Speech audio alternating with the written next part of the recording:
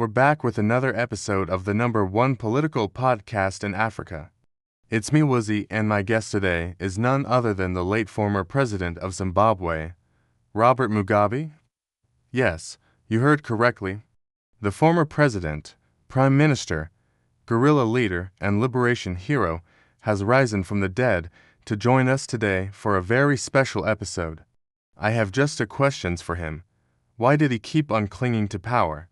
And what does he think about the state of Africa today, 62 years after independence? Welcome to the show, Mr. Mugabe. Thank you for being here. Thank you for inviting me. It's nice to be here as well. Listen, I understand some people may be shocked to see me alive and kicking. However, as some of you may know, I never died. I was taken when I was 95 years old. Imagine reaching the age of 95 and somebody tells you, hey, it's time to die. So I fought back. I did not want to die. I had a lot of plans for Zimbabwe. I was working on a 10-point plan. I wanted to transform the economy and make sure that every Zimbabwean had access to decent housing, healthcare, education, and so much more. Unfortunately, those evil Western powers that be conspired to take my life. They poisoned me, but I survived the attempt. Now I am immortal. I will live forever. So let's get right into it. You were born in 1924. That's almost a century ago. You lived through colonialism and you witnessed firsthand the suffering that it caused. And after independence, you became a leader yourself. So my first question to you is this. What do you think went wrong? We've got all these resources, the youth, the land, everything that we need to build thriving societies. Yet our countries are still poor. What do you think went wrong? You must understand that when we gained independence, we inherited a shattered economy. Infrastructure was dilapidated. Industries were on their knees.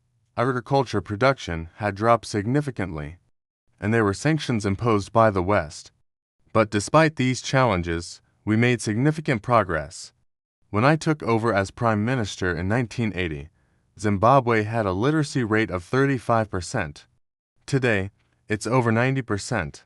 In 1980, there were only 100 doctors in the country, which brings me to my next question.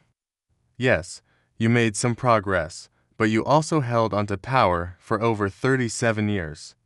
Some would argue that your government was corrupt and authoritarian, and that you were more interested in staying in power than serving the people. How do you respond to that? That is a lot of nonsense. Let me tell you, I did not want to become a politician. Politics was thrust upon me.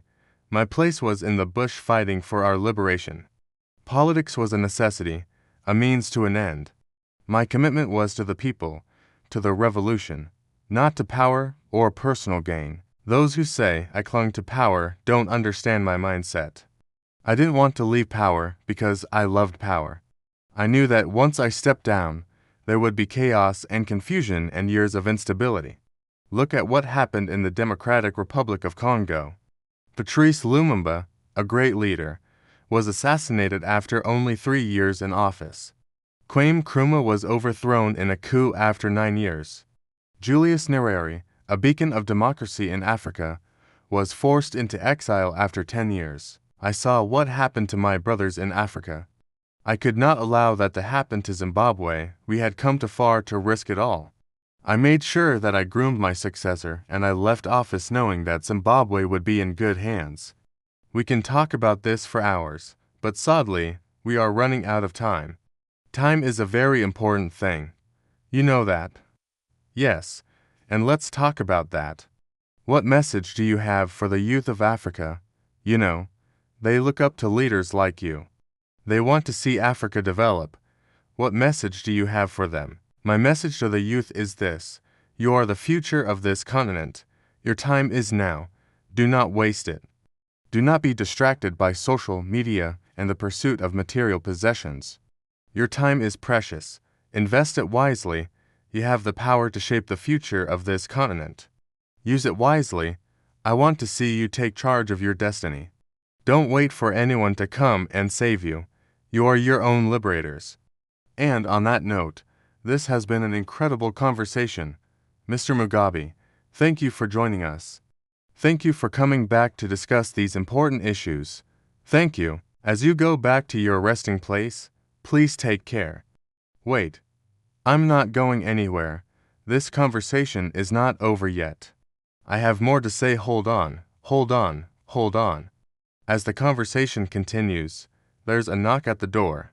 Who could that be? Coming into our studio is none other than the legendary Ugandan Field Marshal and former President, Idi Amin Dada. He walks in with his signature swagger, a big smile on his face. He extends his hand for a handshake and says, "Mr. Mugabe, my brother, my friend, it's an honor to meet you again." He looks at me and says, "My brother, thank you for having me here. I am always ready to talk about Africa. Thank you, General. It's an honor to have you here as well. And you know, we always appreciate your colorful commentary on African politics. So, I'm sure our audience is excited to hear your thoughts on this conversation. But before we continue, let's get back to the conversation. Mugabe, as we were talking, you mentioned something about the youth of Africa. You talked about how they're the future of the continent. But many young Africans are disillusioned. They feel like they don't have a future here. There's a sense of hopelessness among the youth. What message do you have for them? Do not lose hope. Do not lose faith in your country and your continent. Africa is a land of opportunities. Yes, we have challenges, but we have more opportunities. If you're young and you're watching this, I want you to know that your future is bright. Do not let anyone tell you that Africa is hopeless. It's not. General, what are your thoughts on that?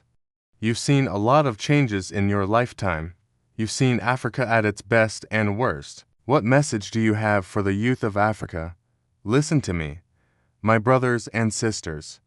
Africa is our home. It's the only home we have. And it's up to us to make it the best place to live. If you're young and you're watching this, know that you have a role to play in building a better Africa. Believe in yourself. Believe in your country and believe in your continent. Africa is full of opportunities. If you work hard, you can achieve your dreams. Don't let anyone tell you that Africa is hopeless. It's not. That's a powerful message from both presidents. Thank you for sharing that with us. Now, we've talked a lot about the challenges facing Africa, but what solutions do you think can help our continent thrive? What advice would you give to our leaders? We need leaders who are committed to the development of their countries and the well-being of their people. Leaders must prioritize the needs of their citizens and work tirelessly to improve their lives. Corruption has been a major challenge in many African countries. We need leaders who are honest and transparent and who will hold themselves accountable to the people. Leaders must also be visionary and forward-thinking. They need to develop and implement policies that will drive economic growth and improve the quality of life for their citizens. Education is key to the development of any nation. We need leaders who will invest in education and ensure that every child has access to quality learning. By investing in our youth, we are investing in the future of our continent. General, your thoughts on this? What kind of leaders do we need in Africa? We need leaders who put the interests of their people first, leaders who are not afraid to speak out against injustice and who will fight for the rights of their citizens. We need leaders who are visionary and who can inspire their people to greatness. Most importantly, we need leaders who are united and who can work together to solve the challenges facing our continent. That is such an important point that you're making, General. Unity is indeed the way forward. On that note, I want to say a huge thank you to both President Mugabe and General Amin for gracing us with their presence here today. It's been an absolute pleasure having you both here on set. Thank you for sharing your insights and for inspiring the youth of Africa. It's been an honor for me personally to sit here and engage in this conversation, and I know our audience will be deeply inspired by your words. Thank you for being here. Thank you for coming back. Thank you for joining me today. It's been an honor. Thank you. As our guests make their way out, there's a palpable buzz in the studio. The energy between the three men is electric, filled with camaraderie and shared passion for their continent. Outside, The sun is setting, casting long shadows that stretch towards the horizon, symbolizing the journey of Africa towards its bright future. And as the camera crews pack up for the day, the echoes of their conversation continue to resonate, serving as a reminder of the immense potential that lies within Africa and its people. And with that, our show comes to an end. Until next time, stay curious, stay engaged, and most importantly, stay hopeful for the future of our beloved continent. Thank you for joining us today, and we'll see you next time.